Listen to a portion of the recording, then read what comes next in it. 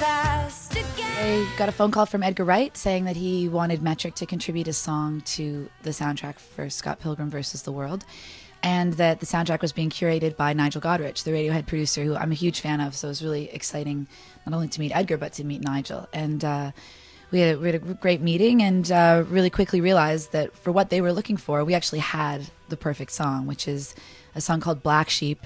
We road tested it, and it's got something, and it didn't fit on Fantasies. Like, we really liked it. It's a standalone track, but it didn't fit with what we were doing on the record. So I said, Edgar, I think this is it, and played it for him and Nigel, and they totally agreed. It was actually creepy how well it fit.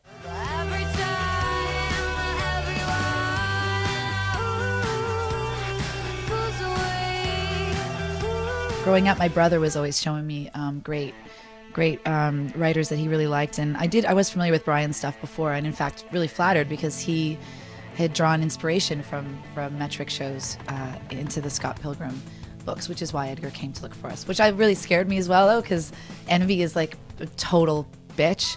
And I was, I talked to Brian, and it was like, I hope that's not supposed to be me, is it? Like, that's not who I am. And he said, no, of course not. That's the nature of being an artist, which I knew, but I needed to hear it from him.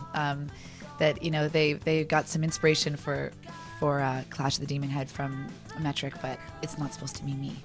And I couldn't even be as badass as Brie created. She did a great job creating this character. Yeah, I feel really flattered that we've been approached by different directors throughout our career. Like, actually, on our first record, Old World Underground, which like nobody's heard.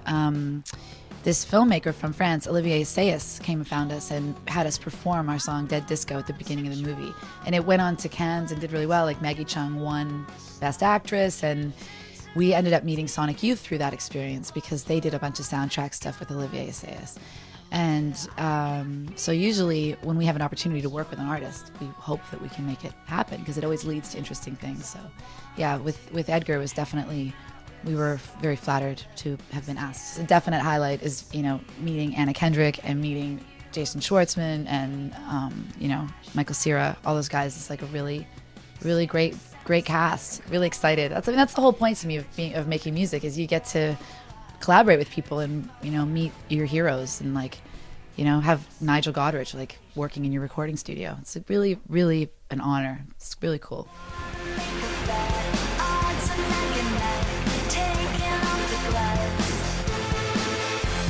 Jimmy and I are from Toronto, the guitar player and I, Jimmy. But we met the drummer, Josh and Jules, the bass player, in New York. And then we, kind of really started, our whole live thing started in LA, actually, at the Silver Lake Lounge, the world's smallest venue. But it's a cool start. And then, we tour so much that it's sort of, it all becomes one thing. So, we're just really grateful. We have great audiences. People, when they come to a Metric show, bring a lot of energy, and we try to match that,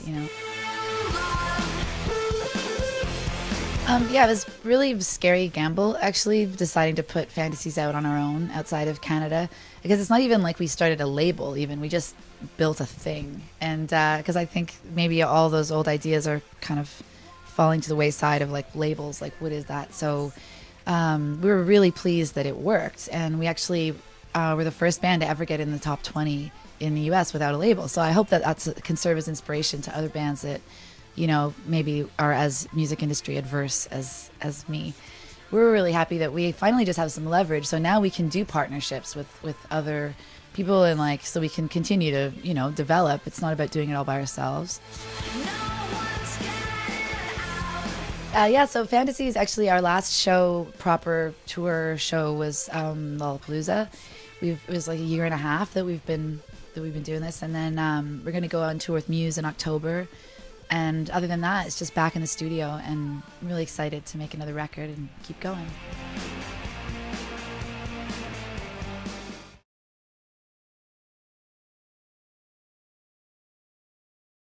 Hi, I'm Emily Haynes from Metric, and you're watching Babel Music.